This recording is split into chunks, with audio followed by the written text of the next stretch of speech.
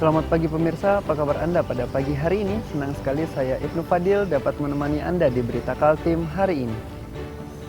Sejumlah informasi penting telah kami siapkan untuk Anda dan berikut di antaranya. Kericuhan mewarnai musibah kebakaran di Samarinda. Sejumlah relawan damkar dipukul oleh orang tidak dikenal.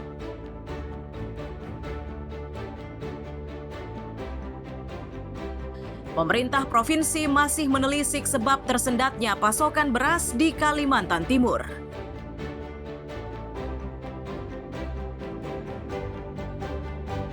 Berbagai persiapan dilakukan jelang pawai merayakan HUT ke-80 kemerdekaan Indonesia di Samarinda.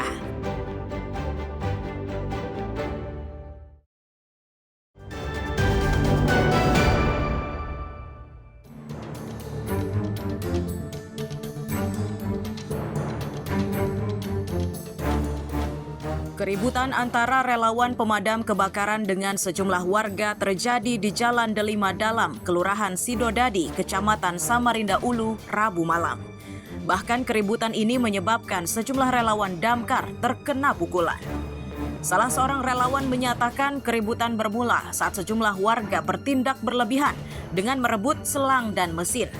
Para relawan yang berusaha mempertahankan alat kerjanya justru diserang oleh beberapa orang. Akibat serangan ini, 3 relawan terkena pukulan.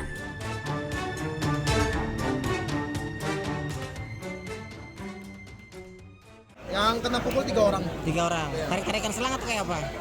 Pertama itu Pak, kami kan baru sampai nih. Nah, pas baru sampai itu kami jelaslah nyari titik air kan. Nah, kami bilang kami cari titik air dulu Pak. Nggak bisa langsung main semprot-semprot aja. Ada katanya di atas titik air katanya. Akhirnya kami lihat, ternyata cuma tandon kecil. Mesin kami 2,5 kan.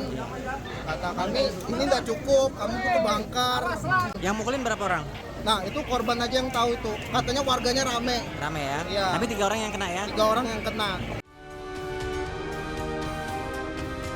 Sementara pemilik rumah menyatakan saat kebakaran terjadi, dirinya berada di rumah lainnya. Saat tiba di lokasi kejadian, api sudah membesar di bagian atas bangunan. Dari penghuni rumahnya mengaku jika saat kejadian, mereka sudah tidur dan terbangun saat api sudah membesar di bagian atas rumah. Saya posisi pas di atas. Oke. Nah, karena saya telepon adik saya, ada kebakaran, saya lari. Yang lari, api juga besar dari atas. Saya cross check adik asal muasal dari mana, ternyata dia tidur, tahu-tahu bangun, api besar. Di pelapor? Pelapor langsung besar. Katanya kejadian apa? Saya nggak tahu, udah tidur. Tahu-tahu bangun ya, siapa? Kakaknya, api sudah nggak bisa apa-apa, lari keluar. Kita aja. Tapi ada korban nggak Pak terkait kebakarannya? Tidak ada, karena sempat dia bangun, karena api di atas saja kebakarannya. Kalau di bawah, ya mungkin bisa kemakan, karena dari atas seperti dia lari keluar. Petugas menyatakan upaya pemadaman berjalan lancar. Hanya saja mereka sempat terkendala oleh akses jalan yang sempit. Selain itu, mereka juga kesulitan mendapatkan sumber air. Terkait gesekan antara warga dan relawan, situasi tersebut diduga akibat kepanikan. Pemadaman kita tidak terlalu mengalami kesulitan ya. Cuma kendalanya adalah akses jalan yang sempit. Yang kedua sumber air yang sangat minim. Ada gesekan antara itu Pak? Ya, dari awal tadi ada memang saya dengar begitu kami datang ada gesekan antara entah itu warga atau relawan ya. Mungkin ya karena kita anggaplah itu karena kepanikan saja sehingga ada yang terjadi miskomunikasi dalam omongan. Ya mudah-mudahan kedepannya ini tidak terjadi lagi, bisa cepat selesai.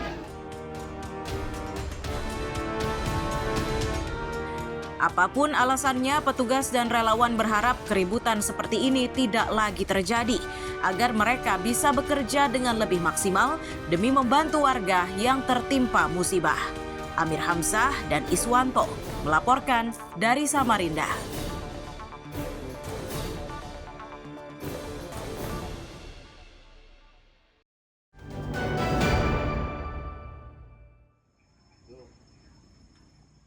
Longsor di kawasan RT 1 Kelurahan Mamburungan, Kota Tarakan ini semakin meluas.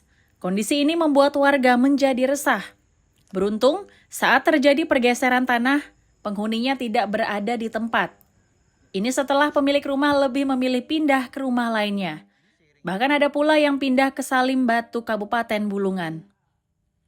Dari Ketua RT setempat diketahui, jika pergerakan tanah di pemukiman itu sudah kedua kalinya terjadi.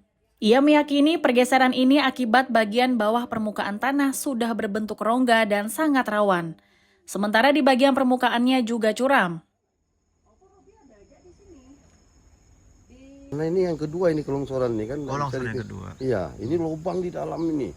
Ada lubang besar. Rongga gitu ya? Iya, turun sudah ini ke bawah. Oh. Kalau mau lihat dari situasinya, kondisinya ini memang keturun dia. Sudah airnya itu masuk pasir-pasir di bawah itu turun dia, jadi lubang dia. Nah, kalau rumah yang ini sama ini ada penghuninya enggak, Pak? Nah ini enggak ada juga ini. Ini rumahnya Pak Rapik ini yang tinggal itu. Di depan dia tinggal itu. Karena takut dia longsor, saya tinggal di kiosnya itu. Pihak keluarga mengaku pemilik rumah sudah mengetahui kondisinya. Mereka pun berencana memperbaiki kondisinya, namun masih memikirkan risikonya. Tapi sebenarnya longsornya ini kan apabila ada hujan ya, memang longsor ya? Pasti longsor. Pelan-pelan, dia sudah di berarti. bawahnya tuh sudah kayaknya enggak ada penyanggahnya sih. Jadi katanya juga sering dilihat juga sudah ini, katanya suatu saat nanti ya pasti beginilah kejadiannya. Sudah diprediksi sebelumnya. Sudah diprediksi. Tapi yang pemilik rumah sudah tahu belum ini kalau rumahnya? Tahu sudah dia. Sudah dikabarin. Sudah. Katanya apa nih, mau dibangun lagi atau gimana rencananya? Ya mau dibangun, cuman harus dipikirkan dulu ya kan supaya tidak terjadi lagi seperti begini, longsor begini lagi. Dalam kondisi seperti ini, pemotongan bukit dianggap menjadi solusi dari ancaman tanah longsor. Bahkan warga pun mengaku sudah siap meminjamkan peralatannya jika diperlukan. Meski begitu, niatan ini belum bisa diwujudkan karena izin dari dinas terkait belum didapat. Amir Hamzah dan Mustafa melaporkan dari Tarakan, Kalimantan Utara.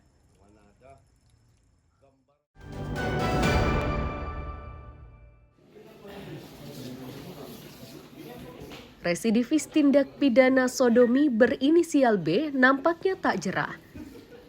Meski pernah dipenjarakan untuk kasus serupa, kini pelaku kembali berulah. Korbannya adalah seorang bocah laki-laki berusia 13 tahun asal Gunung Tabur. Aksi cabul tersebut dilakukan pelaku pada 1 Agustus 2025 dini hari lalu.